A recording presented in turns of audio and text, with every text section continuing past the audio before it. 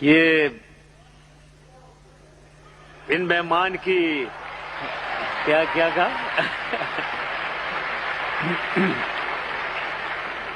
یہ بنوری ٹاؤن سے آئے ہوئے مہمان کی باتوں سے ایک بات کا ثبوت ضرور ہو گیا کہ یہاں انڈیپینڈنس آف ویوز، ٹرانسپیرنسی، کوئی یہ سلیکشن ایسی نہیں ہوئی ہے کہ کوئی نہ بات کر سکے.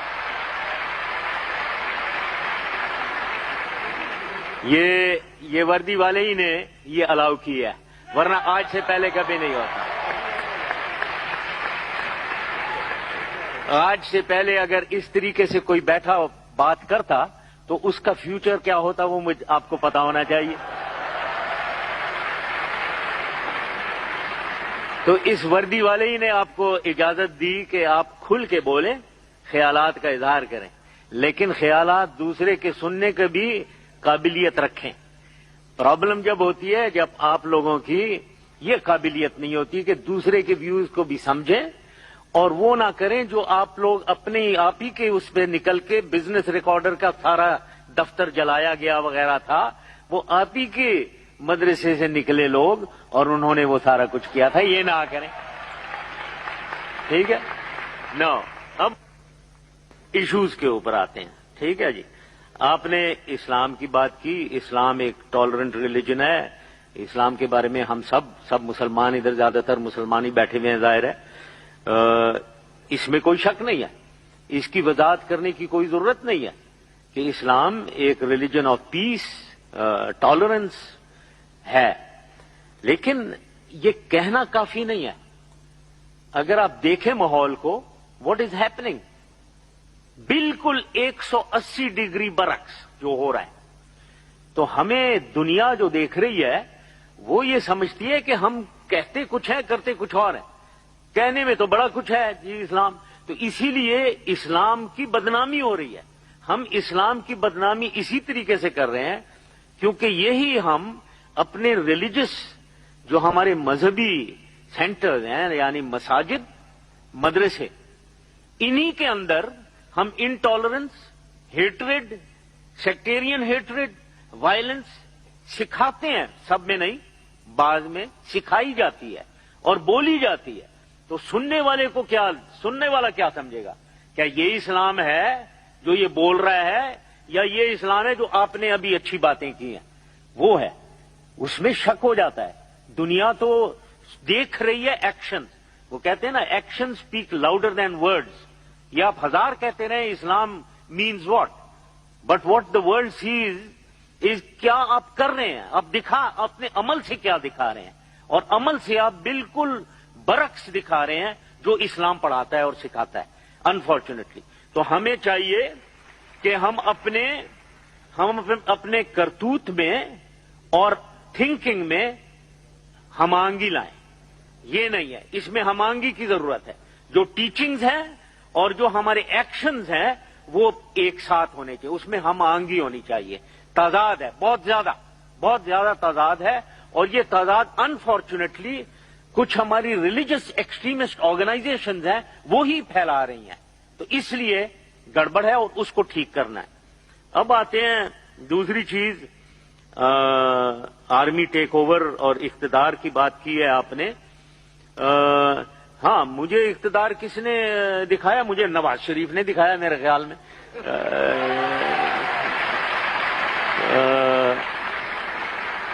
لیکن سوال یہ ہے کہ پچھلے ہماری انڈیپینڈنس سے لے کر ایوب خان صاحب آئے، مارشل لا لگایا، پھر یحییٰ خان آئے، پھر ضیاء الحق آئے، اب میں ہوں. سوال یہ نہیں ہے کہ کون آیا اور کیوں، کون صحیح تھا اور کون غلط تھا.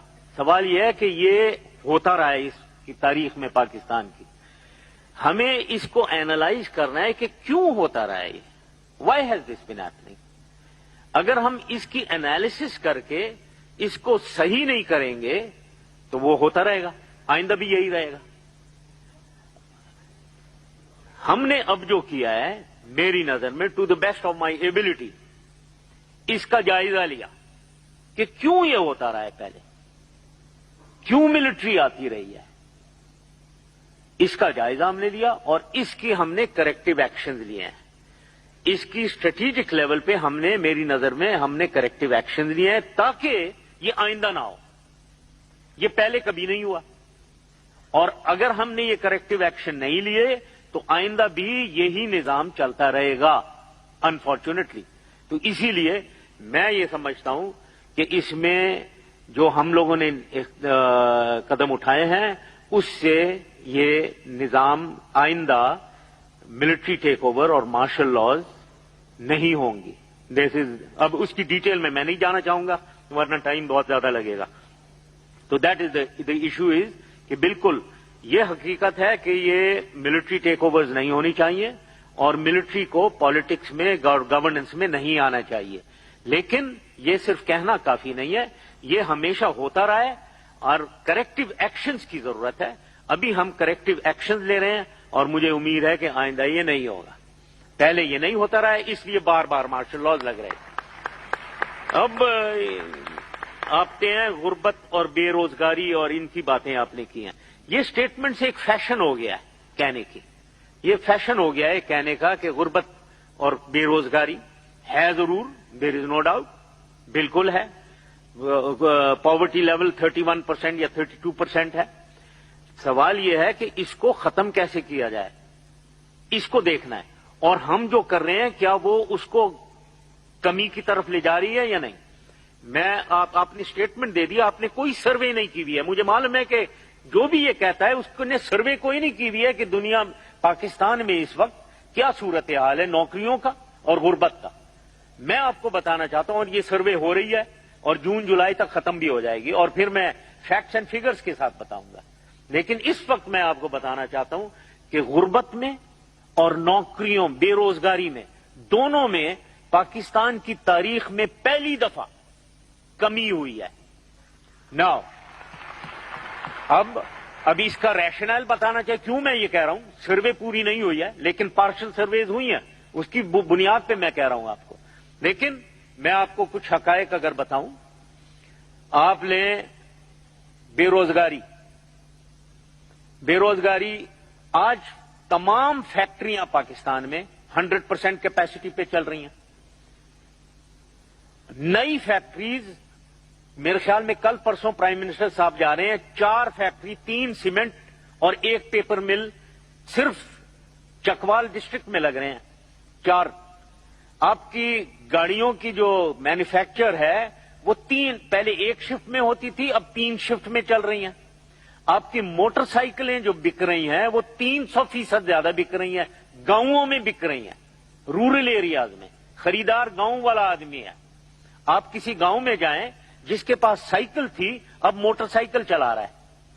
تو سوال یہ ہے کہ غربت, نوکریاں بڑھ رہی ہیں. آپ آج کو کنسٹرکشن میں جائیں, آپ اسکلڈ لیبر آپ کو نہیں ملے گا, تمام امپلائڈ ہیں. آپ ٹیلی کمیونیکیشن میں جائیں, آپ کو ٹیلی کمیونیکیشن انجینئر سب یہ جو نئے آئے ہیں یہ ایک دوسرے سے کشمکش میں ہے کھینچنے کی, اویلیبل نہیں ہے, لوگ اویلیبل نہیں ہیں. آپ کسی انڈسٹری کے پاس جائیں, چاہے اسپورٹس انڈسٹری, چاہے آپ surgical instruments, engineer sector, engineering sector, تمام جتنی بھی آپ کی انڈسٹری ہے it is booming at the moment. اور جب یہ انڈسٹری چل رہی ہے تو نوکریاں ملی ہوئی ہیں. نوکریاں اسی لیے, انڈسٹری اسی لیے چل رہی ہے کیونکہ نوکریاں ملی ہوئی ہیں. تو نوکریوں میں, بے روزگاری میں شیورلی کمی آئی ہے. اور پاورٹی میں اس وقت آپ کی صرف کاٹن کراپ جو ہے جو 15 ملین بیل پہ جا رہی ہے, اس سے 45 ارب روپے رورل اکانومی میں انجیکٹ ہو رہے ہیں. آپ کی جو ویٹ کراپ ہے جو انشاءاللہ 22 ملین ٹن تک جائے گی, اس سے تقریباً 25 ارب روپے رورل اکانومی میں جائے گی. یہ 60 ارب جو میں 70 ارب یہ کہاں جائیں گے؟ یہ تمام فارمر کے پاس جو بھی کاٹن اگا رہا ہے اور جو بھی ویٹ اگا رہا ہے وہ کون ہے؟ وہ آپ کی 70% لوگ وہاں رہ رہے ہیں, ان کی غربت ہے, ان کے ہاتھوں میں جا رہے ہیں یہ پیسے. تو سوال یہ ہے کہ یہ ہمیں ایک بغیر سروے کے, بغیر انڈرسٹینڈنگ کے یہ بات کہتے رہنا نہیں چاہیے. غربت, میں میری بات کو غلط نہ سمجھے, میں یہ نہیں کہہ رہا ہوں غربت ختم ہو گئی ہے. غربت بالکل ہے, बेरोजगारी है, लेकिन पाकिस्तान की तारीख में पहली दफा ये डिक्लाइन की तरफ हुई है। इसकी एग्जैक्ट परसेंटेजेस 2-4 महीने में बताई जाएंगी, पूरी कौम को बताई जाएंगी। तो हमें इतना इसमें पेसिमिस्टिक नहीं होना चाहिए, हमें क्वाइट ऑप्टिमिस्टिक होना चाहिए कि हम सही राह पे चल रहे हैं और एक हिकमत अमली के मुताबिक गुर्बत और बेरोजगारी को दूर करने के सिलसिले में हम ठीक, हमारी कार्रवाई है और ठीक चल रही है, मुल्क ठीक चल रहा है। फिर ये बलोच अवाम की आपने बात की है, ये इसकी भी मुझे हैरानगी है कि आपको भी समझ नहीं है इसकी। बलोच अवाम के खिलाफ कोई एक्शन नहीं हो रहा है। एक अगर सरदार की आप बात सुनते हो, ये रिंद साहब बैठे हैं, ये सरदार बैठे हुए हैं यहां, ये तो बिल्कुल खुश बैठे हैं, ये बैठे हुए हैं यहां मेरे सामने। तो आप, और ये उनके बराबर में मंगल साहब बैठे हुए हैं, वो भी सरदार हैं। और यहां आपको पता होना चाहिए कोई 78 सरदार हैं, जिनमें से 75 को कोई प्रॉब्लम नहीं है, सब गवर्नमेंट में है, सब एक्शन कर रहे हैं।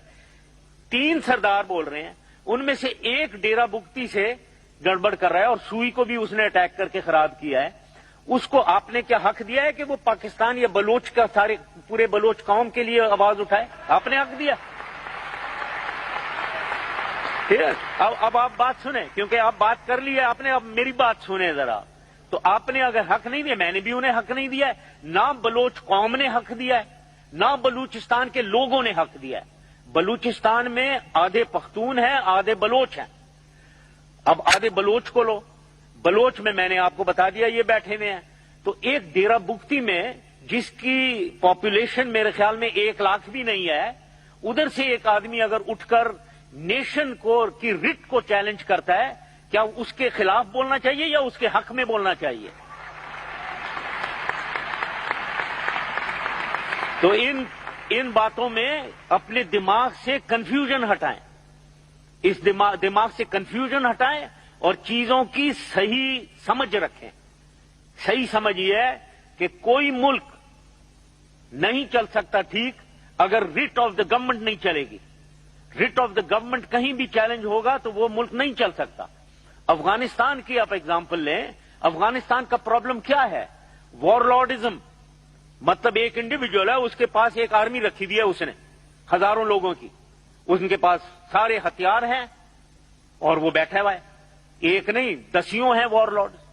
अगर पाकिस्तान में भी वॉरलॉर्ड्स बन जाएं, एक ट्राइबल एल्डर्स हैं, ये हमारे बुजुर्ग ये बैठे हुए हमारे साथी, ये ट्राइबल लीडर्स हैं, अपने बड़े अच्छा सर आंखों पे ये अपने ट्राइब को देखते हैं, उनकी बेहतरी के लिए काम करते हैं।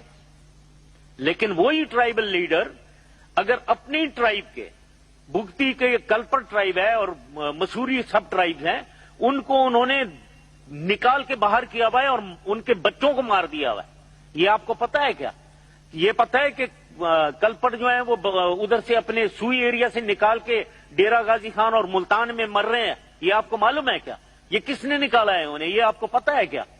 तो सवाल ये है कि जो अपनी ट्राइब के साथ जुल्म तशद्दुद करे अपने लोगों के साथ, और दूसरी चीज ये कि एक फौज मेंटेन करे, 5000 लोगों की फौज, तकरीबन 4-5-6 हजार फौज, जिनके पास रॉकेट लॉन्चर मोटर हैं, ट्रेनिंग कर रहे हैं। क्या इस तरीके से मुल्क को चलना चाहिए? कि ये जो आप नेशनल इंटीग्रेशन की बातें हो रही हैं, क्या इस तरीके से होती है नेशनल इंटीग्रेशन? कि कोई इंडिविजुअल उठे और वॉरलॉर्ड बन जाए और अपनी मुल्क को, रिट को, और कहे कि ग्वादर पोर्ट नहीं बनेगा और कि पाइपलाइन ईरान से नहीं जाएगी, हमें देंगे। ये क्या कैसे पाकिस्तान चलेगा? आपके लिए पाकिस्तानी का तो ये है, आप जरा नजरिया अपना रखें। सब्जेक्ट्स जितनी डिस्कशन हुई है इधर, जितने लोग बोले बात की, बहुत पर्टिनेंट, ये सब बिल्कुल पर्टिनेंट करंट सब्जेक्ट है। इनकी सही समझ रखनी चाहिए और इनमें सही रवैया चाहिए इसके बारे में। तो मेरी गुजारिश यही है कि आप सबसे पहले तो अपने आप लोग क्या हैं और किस तरीके से आप क्या हमआंगी फैला रहे हैं, यकजहती या डिफरेंशिएट कर रहे हैं, हेट्रेड क्रिएट, ये भी देखें और सही तरीके से समझें। Thank you very much.